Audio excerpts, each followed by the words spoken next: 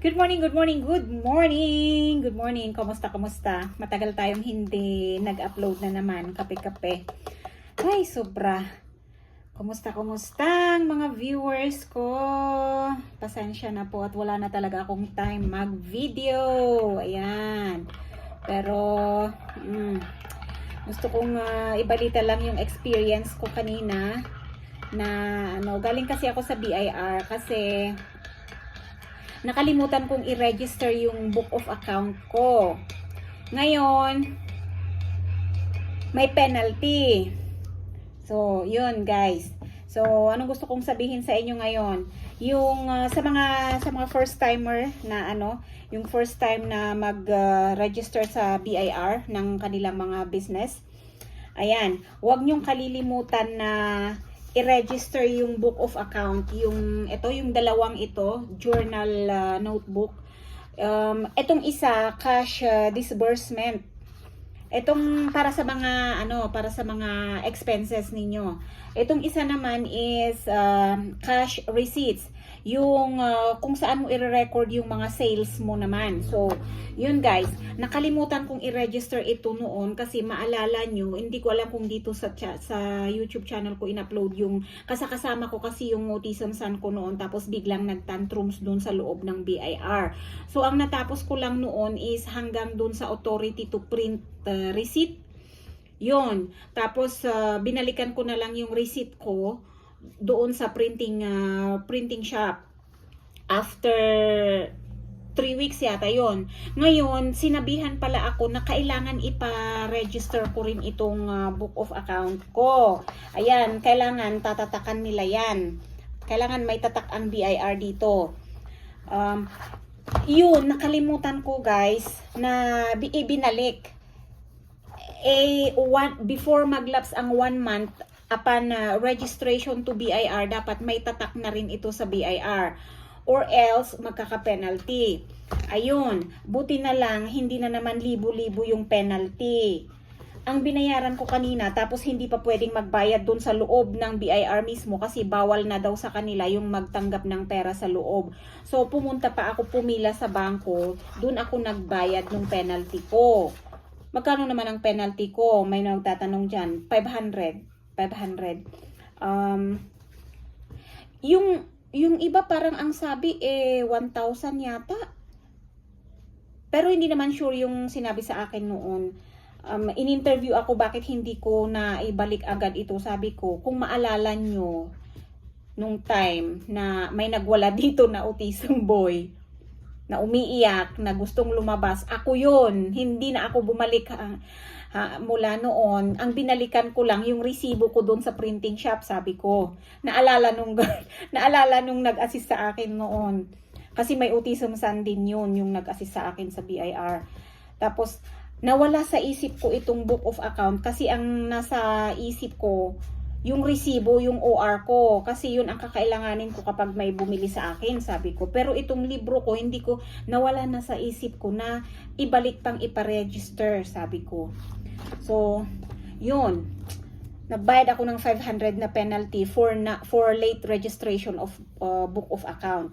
So, sa mga first time dyan na may na-register sa bangko, na business, kailangan within a month na nag-register kayo sa BIR, dapat may tatak na rin yung mga libro ninyo or else magkaka-penalty. Oh, Diyos ko. Ang dami kong parang ito na yata yung gusto kong ipalit na topic natin sa YouTube channel ko na to, yung mga ibang legalities naman kasi nagsawa na ako dyan sa nagsawa na ako sa Islam divorce at saka annulment.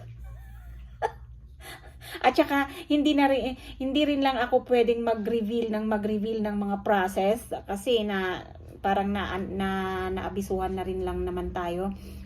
Ano nang itatopic natin? O di yung mga other legalities na lang like how to transfer land ownership, kung namatay na yung nakapangalan sa yung mga ganon-ganon. Siguro may mga hindi pa naman nakakaalam ng mga ganong process. Yun na lang ang ipapalit ko. at saka yung mga, basta yung mga ibang, yung mga ibang proseso sa government na kailangang malaman ng mga ordinaryong tao na katulad ko na hindi naman, hindi naman naka-align yung profession sa ganung, sa ganun. Like for example, may namatay na yung parents, tapos ita-transfer na sa asawa siguro kung buhay pa yung isa, o kaya naman ita-transfer sa mga anak kung hindi pa na-transfer yung mga ganun. Kasi na-experience ko na yun. O kaya bumili ka ng property, tapos ikaw ang mag-transfer. Yun, kasi na-experience ko yung ganun, yung ako yung nag-transfer dun sa binili na property. Yun. So, yun guys. Parang wala na kasi akong sasabihin about Islam divorce kasi nga hindi pwede talaga pala na mag-reveal ng mga proseso kasi confidential process ang mga yun.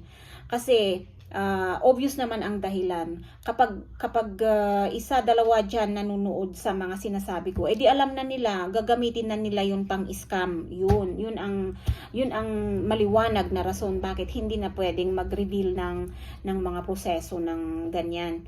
Yung sa mga annulment na yan. Hindi pwede yan. Kaya kung kayo magpapaprocess ng annulment ninyo, kagaya kahapon may tumawag sa akin, nagpaprocess siya sa isang tao.